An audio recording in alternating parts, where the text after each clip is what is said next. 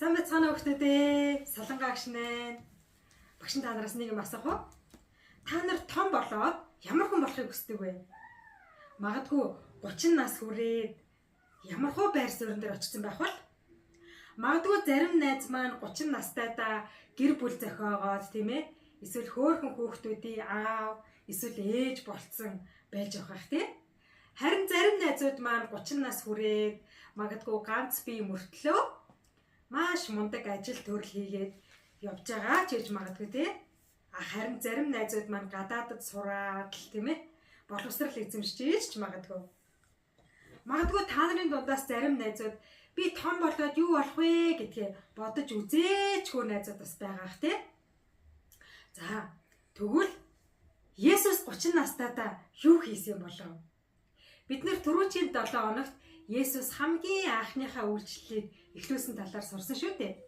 Есүс баптизм хүртээгч Иохан дээр очиод баптизм хүртсэн байдаг тийм ээ. За тэгвэл хоёрдугаар Есүс 30 настайдаа юу хийсэн болов? Бүгдээрээ хамтдаа Шинэ Гэрээ номны Библиэс харцгаах уу. За Шинэ Гэрээ Матай 4-ийн 1-ээс 10 дахь ишлэлийг бүгдээрээ хамтдаа уншицгаая. 3. Есүс тэгээд диаволд соригдохын тулд сүнсээр цөл рүү хөтлөгдөв. Тэр 40 өдөр 40 шөнө мацаг барьсны эцэст өсжээ. Соригч ирээд түүнд чи Бурхны хүү мөн аваас энэ чулуунуудыг талах бол гэж тушаа гэв. Гэвч Есүс хүн зөвхөн талахаар бус харин Бурхны амнаас гарах үг бүрээр амьдрна гэж бичигдсэн байдаг хэмэв. Тэгэхэд диавол түүнийг ариун хотод аваачин сүмийн орой дээр зогсоогоод түүнд хэрв чи Бурхны хүү муу юм бол доош үсэр. Учир нь тэрээр Тэнгэр элч нартаа чиний талаар тушаана. Чамайг хөлөөд чулуунд цогчих вэ гэсэндээ тэд гар дээрээ чамайг өргөөд явна гэж бичигдсэн байдаг шүү дээ гэв. Есүс Бурхан эзнээ бүүс ор гэж бас бичигдсэн байдаг гэв. Диавол дахин түүнийг асар өндөр ууланд аваачаад ертөнцийн бүх хаанчлал болон сүр хүчийг нь үзүүлээд хэрв чи сөхрөн надад мөргөөс энэ бүхнийг би чамд өгье гэж хэлэхэд Есүс зай сатана Бурхан эзэндээ чи мөргөж зөвхөн түүнд үйлчлэх гэж бичигдсэн байдгийг гэлээ. Амен. За тэгвэл найзуудаа өнөөдрийн уншсан Библийн хэсгээр Есүс маань цөл рүү явсан байна тийм ээ. Цөлд 40 өдөр 40 шөнийн турш ямар ч хоол идэхгүйгээр мацаг бариад залбирсан гэж гарч байна тийм ээ. За Есүс 40 өдөр 40 шөнийн турш ямар ч хоол идээгүй гэхээр хэр зэрэг өссөн байгаа бол та нар бүтэн нэг өдөр юу ч идэхгүй байж чадах уу? Магадгүй өглөөний цайгаа уугаагүй, өдрийн цайгаа уугаагүй байж идэл гидснээс мессеж ирээл тийм ээ. Дөр гэл гидс дуурал. Хит их өсгөөр бид нар яадаг вүлээ нэзэдэ? Амар их уур хүрээл тийм ээ. Харсан болохондоо уураа гаргаал. Сүүлдээ бүр их өсөөдөл биений хар хөлс цуваал тийм ээ. Бүр ингээ ядраа сүүлдээ бүр дууж харахаа байлдаг шүү дээ. Зөвхөн нэг өдөр өсгөхөд ингэж байгаа юм чинь 40 өдөр 40 шөнө юу ч идэхгүй залбирсан гэхээр Есүс хэр их өссөн байх вэ? Маш их өссөн тийм ээ. Хичнээн өсөж байсан ч гэсэн Есүс залбирсаар байсан. За гэтэл яг энэ цаг үед хэн гарч ирсэн бэлээ? Муу сүнс гарч ирсэн. Муу сүнс гарч ирээд Есүсийг сорж хэлсэн байна. За Есүсийг юугаар сорсон бэ гэхээр хамгийн эхлээд нэгдүгээрт нь Есүсийг маш их өсөж байгааг мэдээд Есүс ингэсэн байна. За Есүсээ чи маш их өсөж байгаа биз? Чиний эргэн тойронд зөндөө олон чулуунууд байна. Чи тэр чулуунуудыг бүгдийг талах бол гэж тушаа. Тэгээд чи тэр талхнаас идэж болно шүү дээ. Есүс юу гэж хариулсан бол? Үгүй ээ. Хүн зөвхөн талахаар биш. Харин Бурхны амнаас гарах үг бүрээр амьдрнаа гэж бичигдсэн байдаг шүү дээ гэж Библийн үгээр тайлбарласан байгаа тийм ээ. Есүс хичнээн их өсөж исэн ч гэсэн муу сүнсний сорилтонд унаагүй. Тэгвэл найзуудаа муу сүнс биднийг юугаар сордог байх нь вэ? Бидний идэх хоолоор сордог. Бас бидний хэрэгцээгээр сордог байх нь шүү дээ. Муу сүнс биднийг юу бидэнд дутагдаж байна, бидэнд юу хэрэгтэй байна гэдгийг муу сүнс сайн мэддэг учраас бидэнд хэрэгтэй зүйлээр биднийг сордог байна. Харин тэр үед бид нар яах вэ? За өсөж байгаа чи нэг идчихээ нэг чулууг талх болгоод идчихээ турж өгөх гэж байгаа юм чи юу бурхны үг юу библ гэд ингээд сорилтонд унах уу? Есүс хичнээн өсөжсэн ч гэсэн Есүс маш их залбирсан учраас муу сүнсийг бурхны үгээр дамжуулан ялан дийсэн байгаа тийм ээ. За ингэнгүүт муу сүнс маш их уурлаад Есүсийг 2 дахь удаага сорьсон байгаа. 2 дахь удаага сорихдоо Есүсийг маш өндөр сүмийн орой дээр гаргаад за Есүсээ доошоо өсөр. Чамайг эндээс доошоо өсөрөх юм бол тэнгэрээс тэнгэр ичнэ гарч ирээд чамайг алхан дээрээ тосоод авна биш үү? Харин Есүс энэ сорилтонд юу гэж хариулсан бол? Чи өөрийн бурхан эзнийг бүү сор гэж бас Библиэлд бичсэн байдаг шүү гэж Сатан муу сүнсэнд хэлсэн байна. Тэгвэл энэ сорилтоор муу сүнс биднийг яаж сордог байх нь вэ? Магадгүй тийм ээ өндрөөс унах үед бид нар яадаг вүлээ? Маш их өвдөн шүү дээ. Маш хүнд бэртэл аавн тийм ээ. Харин муу сүнс Есүсийг тэр өндөр сүмийн орой дээрс өсөр гэж хэлэхдээ тэнгэр ич нар гарч ирээд чамайг алхан дээрээ тосгоо юм чи ямар ч өвдөлт мэдрэхгүй шүү дээ. Чи харин ч чиний нэр бүр алдаршуулагдаад тийм ээ. Бүх хүн чиний нэрийг мэдэх босоо. Есүсийг зовлонгийн замаар биш харин амар тайвны замаар амьдраач гэж хэлсэн байна.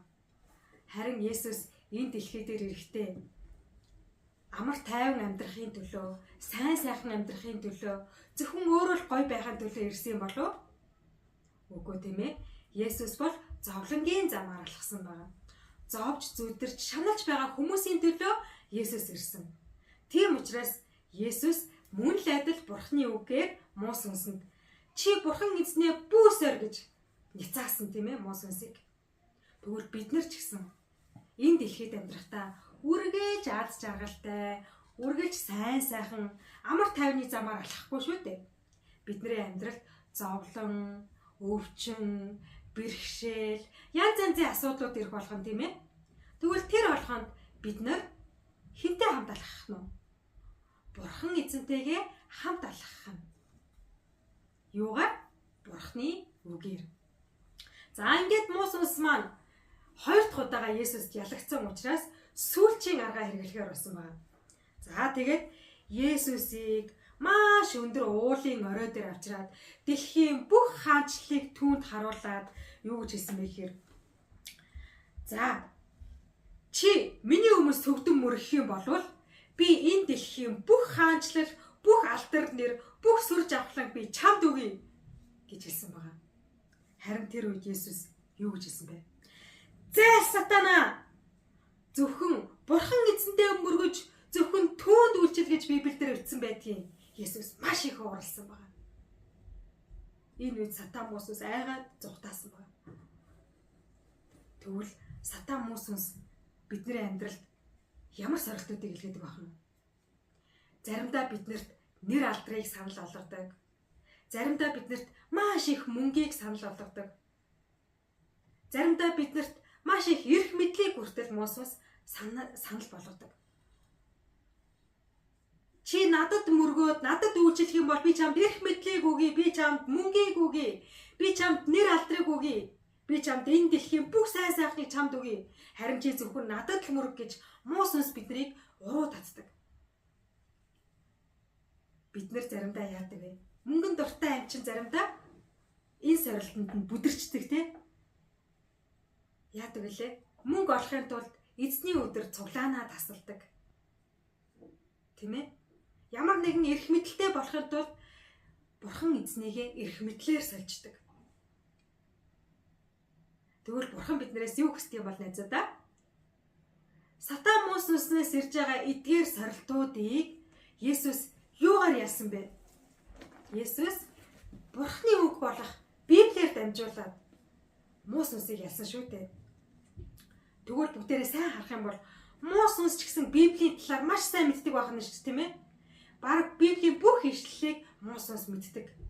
Тийм учраас Библийн үгийг бариад заримдаа биднэр лөө давталдаг байх нь шүү дээ. Тэр үед бид нар яадаг лээ? Заримдаа бид нар гэх тэгэхээр унцдаг. Харин заримдаа бид нар ялалт байгуулдаг шүү дээ. Тэгвэл Есүс Библийг мэддэг байсан уу? Есүс Библийг мэддэг байсан. Сатан муу сүнс Библийг мэддэг байсан уу? Сатан муу сүнс ч гэсэн Библийг мэддэг байсан. Гэхдээ Есүс яаж ялсан бэ? Бурхны үгийг амьдрал дээр хэрэгжүүлсэн, тийм ээ. Тэр ерөөсөө сорилтонд унаагүй. Тэр ерөөсөө талах идээгүй, өндрөөс үсрээгүй, тийм ээ. Эрх мэдлийн өмнө муу сүнсний өмнө сөгдөөгүй шүү дээ. Эцсийн хүртэл Бурхны үгэнд ийтгээд, Бурхны үгийн дагуу дуулууртайгаар хөдөлсөн. Дуулууртайгаар амьдрсан учраас муу сүнсийг ялсан. Харин муу сүнс эсрэгээрээ Библийг маш сайн мэддэг гэрнээ Библиэд итгэдэг. Тэгээд Библийн үгийн дагуу амьдрдаггүй учраас яадаг байна уу?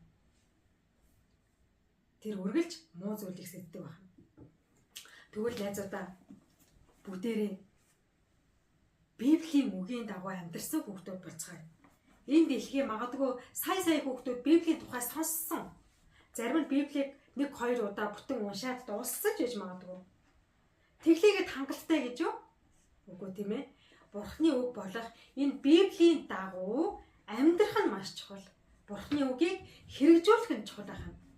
Бурхны үгийг мэдхээс илүү Бурхны үгийг хэрэгжүүлэх нь чухал байна. Хэрэгжүүлж чадах юм бол бид муу сүнсний сорилтыг ялан дийлэх чадвартай болох нэ. Тэгвэл бүгд хамтдаа залбирцгаах уу? Хоёр хөөрхөн гар авсраа залбирцгаая. Бурхан эзэн минь ээ, таньдаа баярлалаа. Өнөөдөр Есүс муу сүнсэнд соригдох үедээ тэр бүх сорилтыг Бурхны үгийн хүч чадлаар, Бурхны үгэнд дуулууртай байснараа хэрэгжүүлж муу сүнсийг ялан дийлсэн шиг өнөөдөр бид нар ч гэсэн Бурхан таны үгийн дагуу амьдрахад та туслаач. Сатан муу сүнс бидний сул дорой байдлыг бидний мэддэг, биднийг өлсөж ядарч байгааг мэддэг, биднийг мөнгөнд дуртай, эрх мэдэлд дуртай, эд баялагт дуртай гэдгийг мэддэг. Тэгээд тэр зүйлээр дамжуулаад биднийг уруу татаж сорихыг хүсдэг. Харин Бурхан минь ээ, бид нар яг л Есүс шиг тэр бүх сорилтыг даван туулахад, даван дийлж ялан гарахад та туслаач. Тэгэхэд бол бид нар өдөр болгон Библийг уншдаг, мөн уншаад зогсохгүй амьдрал дээр хэрэгжүүлдэг хүүхдүүд байлгаж өгөөч. Есүсийн нэрээр залбирлаа. Амен. Тэгвэл бүгдээрээ эх 7 хоногийн турш Бурхны үгтэй хамт байгаад Бурхны үгийг амьдрал дээр хэрэгжүүлсэн хүүхдүүд болцгоё. Бүгдээрээ дараагийн 7 хоногт уулзцгаая. Түр баяртай.